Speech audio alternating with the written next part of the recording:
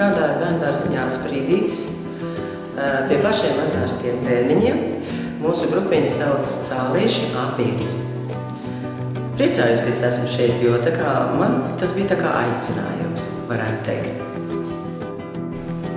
Esmu Dana Diģus, strādāju Jelgavas 4. sākuma skolā, palīdzu romu bērniem. Mani sauc Ligita Sonīte, strādāju Jelgavā, pirmsskolas izglītības iestādē, Pasaciņa, par pirmsskolas skolotāju. Ko nozīmē būt romu sievietei Latvijā? Pirmais, kas nāk prātā, ka romu sievietes prot skaisti dejot un ir labas saimnieces savās lielajās ģimenēs. Tas, protams, atbilst patiesībai, bet mūsdienu romu sieviete cenšas sevi pieteikt ar paceltu galvu. Es esmu ne tikai sieva un māte, bet arī izglītota, patstāvīgi domāt un spriest spējīga un atbildīga. Ligitas, Ināras un Danas darbs ar bērniem bērndārzā un skolā apliecina ne tikai to, ka romi vēlas strādāt, bet arī viņu mērķtiecību, jo profesija ir jāapgūst un viņu uzņēmību, jo darbs ir jāiegūst. Un ja cilvēks, neatkarīgi no viņa etniskās piederības, ar savu darbu ir paraugs arī citiem, viņš iegūst visas sabiedrības cieņu. Labie piemēri stiprina gan romu pašapziņu, gan Latvijas sabiedrības toleranci. Es esmu romu tautības sieviete.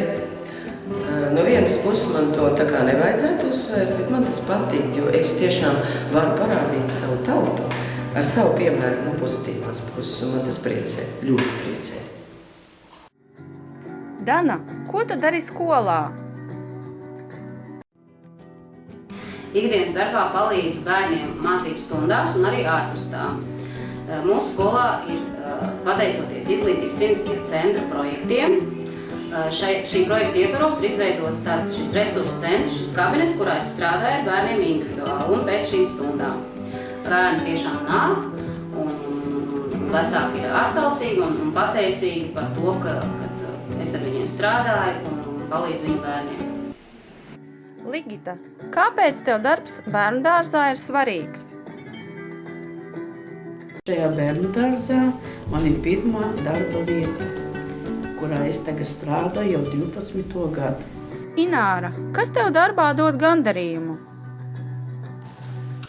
Jautājums ļoti labs, kas šajā darbā man dod gandarījumu. Īstenībā gandarījumu man tiešām dod pirmkārt, ka es strādāju ar maziem bērniem. Viņi ir tik mīļi. Es atdodu savu sirsnīgu mīlestību viņiem, vai ne?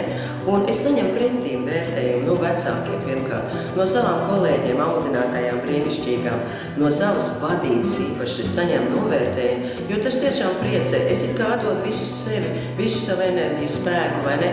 Un to mīlestību galvenais es saņemu no tiem bērniem pretī. Viņi taču tik mīļi tie maziņie, un tas dod šausmīgi lielu gandarījumu. Man liekas, lielāku gandarījumu nevar atdot kā tikai mazi bērni.